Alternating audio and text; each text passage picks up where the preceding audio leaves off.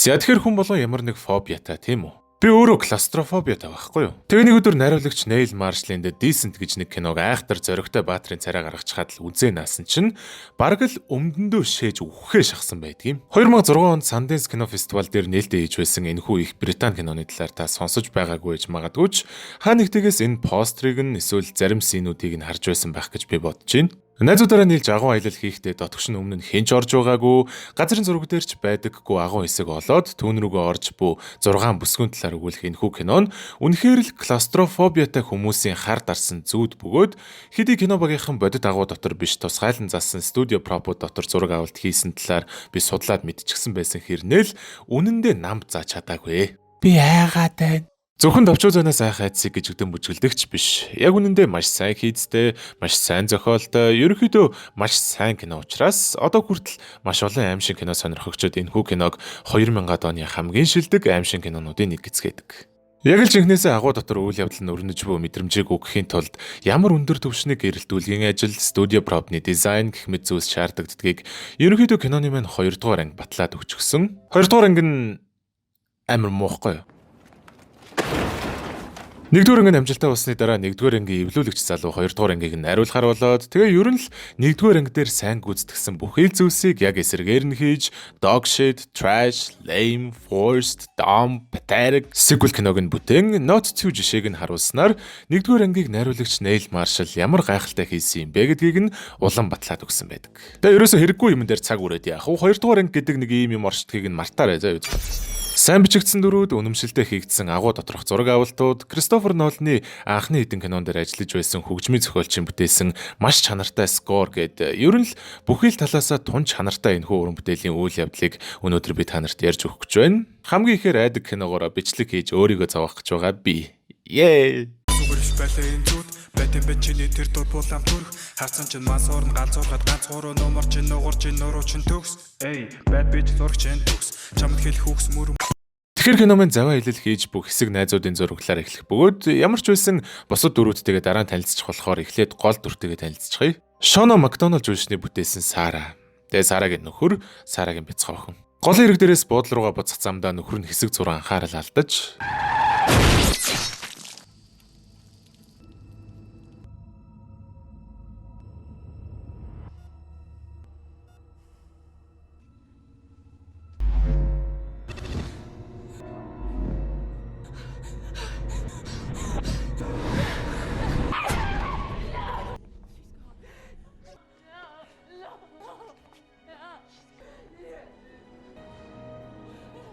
жилийн дараа тэдний найзууд хуучны цагаад урсан нэг сайхан аялийгээд яг нь ер нь бол давхар Сарагийнхаа сэтгэл санааг дээшлүүлэх зорилготой цугларцгаадаг.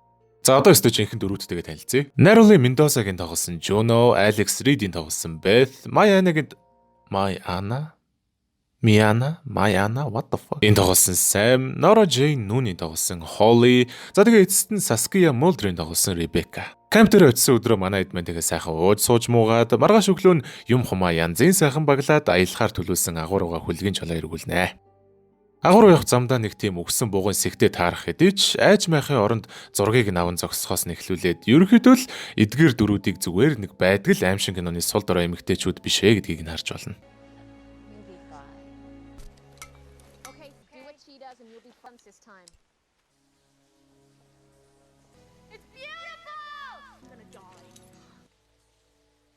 За тэгээ эцэст манай дагуур руугаа ордог. Тэгээд биш та.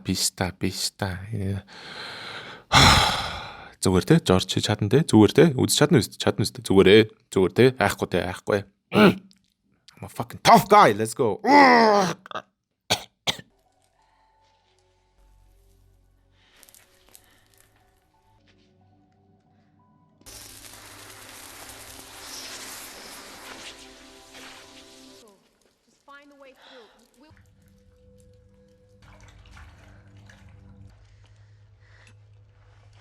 Тэгснээ бүр ус гаталж матлаад бүр нилээн эвгүй замаар явхаас гадна сар ард явж байгаад гацаатахдаг.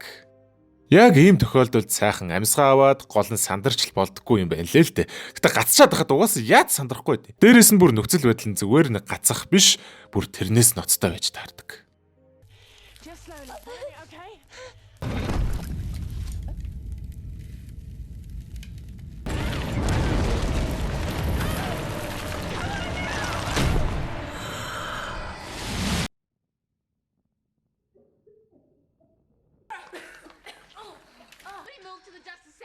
Ийм зүйл болж буцах зам нь хаагдсан ч газрын зураг дээр нийтдээ 3 гарц байсан тийм бидтэй гэж нэг нь Жуногоос асуухад яг үнэндээ Жуно тэдэнд худлаа хэлж газрын зураг дээр байдаггүй цоошин нөхрөө яваад орчихсон гэж. Уг нь бол яг аяллаа улам сонирхолтой болгол гэж тэгсэн юм байлээ л дээ. Гэтэл буцах зам нь хаагдчихсан учраас одоо тэд зүгээр өмнө нь хэний ч явж байгаагүй, аюултай аюулгүй тодорхойгүй, гарах гарц байгаа эсгэн ч мэддэхгүй байгаагаар үргэлжлүүлэн явхаас өөр ямар ч аргагүй болж байгаа юм. Байж та тэр юу вэ? Нэмгэн шарж байгаа нургуултай пицца байсан юм биш. За тэгэхээр энэ бол Пизза Хатын зайсанд байрлах салбар. Яг юугаар онцгой вэ гэхээр өөр аль салбараас авах боломжгүй, за бүр Пизза Хатын вебсайтаас ч захиалах боломжгүй нэмгэн гурилтай шаржигнуур пицца энэ салбарт нь гардаг. Тэгээ өвлийн үтэнд би зүгээр гэрээсээ амар хол байрлахын салбарт нь зөвхөн зүгээр энэ нэмгэн гурилтай шаржигнуур пиццаг нь идэх гээд очисон. Тэгээ тэгж очиж идсэн учраас энэ пиццанд би нилээн хатуу хандаад нилээн шүүмжлэхтэй одоо нэг амар шүүгч шиг хандсаахгүй. Тэгээ одоо тэр царайг нь хартаараа. Тэр эхлээд амар ууртай те. Энэ пиццаны гоё байх юм үгүй мөг. Тэгээ дараа нь ингээд аз жаргалтай болж байгаа хэвээр. Хөөрхэд энэ жоох хөвгч. Өөр аль салбараас авах боломжгүй нэмгэн гурилт шаржигнуур пиццагаа зөвхөн River Garden болон зайсанд байрлах Пизза Хатын салбаруудаас догтлон захиалж хамтрахаа идээрэй. За тэгээ манайд өөр сонголтгүй болж цааш явахдаа нэг юм юу гэх юм дээ. Ийм харж байгаа сте те ийм газартай таарна.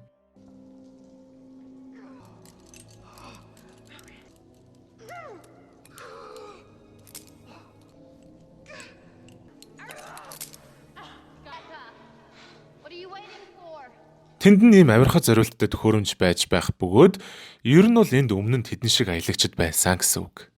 Нэгнийхээ өрсөн авиралтын хэсгээр нэг нэгээрээ нөгөө тал руугаа гарч хамгийн сүүлд Жуно үлдэн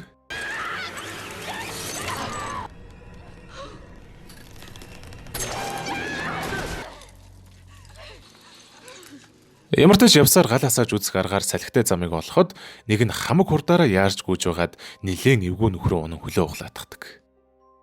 Хэдий бусдын түүн рүү бууж очиж чадсан ч ер нь бол яаж гарах замаач мэдэхгүй байхад хөлн нугарсан хүн чирж явна гэдэг бол асар том лайвлээ. Good job. Thank you.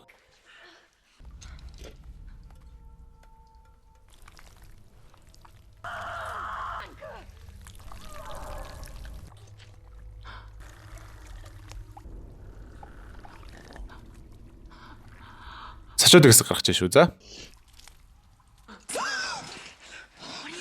Мэдээж тэгээ Сараг ийм юм харсан гэдэгт нь хэн ч итгэхгүй шүү дээ. Явсаар бөөн амтны сэгээр дүүрсэн газарт гарч ирэхэд яг яагаад ч юм тэнд нь бүр ямар ч салхи байдаггүй буюу ер нь бол эндээс цааш хаашаа явхаа тэд мэдэж чадхааргүй болчихж байгаа юм.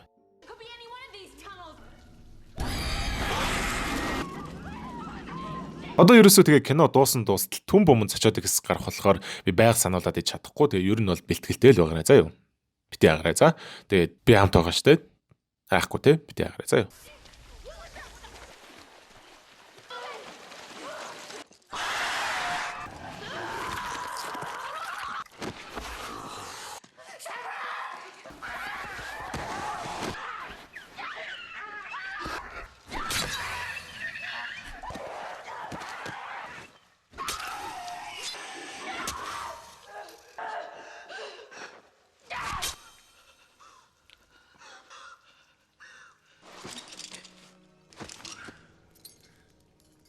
Тэгээ одоо яалтай билээ дээ. Гүн шоконд орон айсандаа шууд л холдоод яваад өгдөг.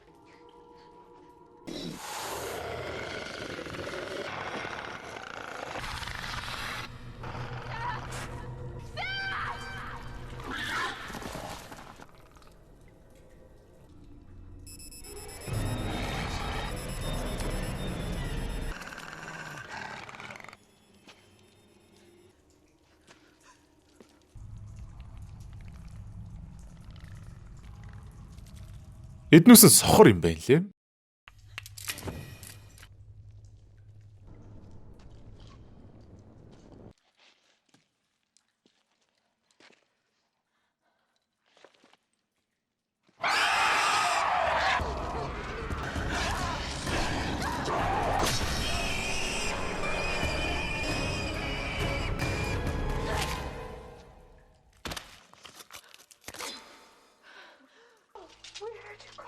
За тэгээ манай эд хэсгийн амар тайван сууцгааж эдгээр амьд биетүүдийн талаар ярилцах бөгөөд ер нь бол эднүүс сав сохор тэгээ агуугаасаа гарч амтан энтер агнаад ийшээгээ авчирч иддэг.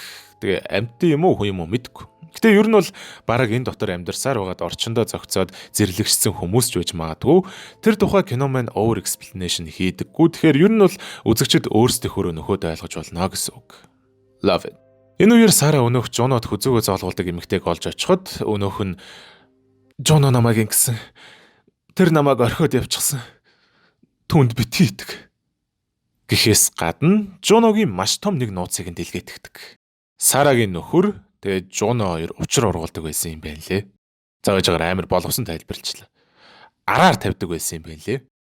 Мэдээж Жоно энэ нэмэгтэйг албаар алаагүй штэ. Хөрх хамт ууг нь гарах замаа бараг олчихсон ч гэсэн Сараг орхиод явж болохгүйгээд нөгөө хоёроо дагуулад Сараг хайж байсан ч Сара түрүүний хэлсэн юмнуудыг нь сонсоод Жоног ална гэд нэг мөсөн шийдчихдэг.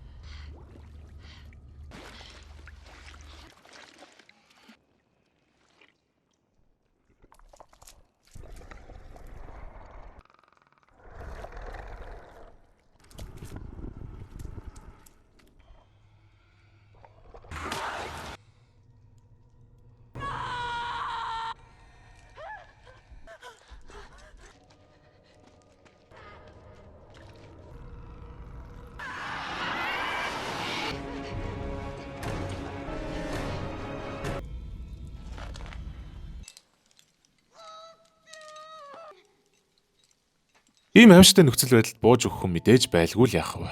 Нэг нь өөрийнхөө хоолойг хэрчиж, удалгүй өөр нэг нь баригдаж.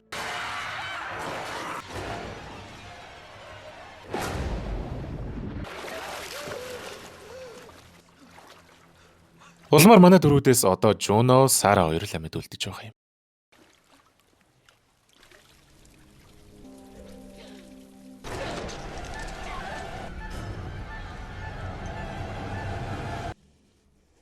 Сара Жонотой таарсан ч шууд сэтгэлийн хөөрлөөр хандсангүй. Сэм яг яаж өгсөн юм энэ төр гэд хэд хэдийн юм асуун шалгахад Жоно санамсаргүй алчсан тухайга мэдээж хэлэхгүй. Ямар ч тач тэр хоёр гарах гарц руу хамтдаа явсан. За тэгээд тэнд нь нөгөөдүүл нь маш олоола байж таарад бөөн алаан болно.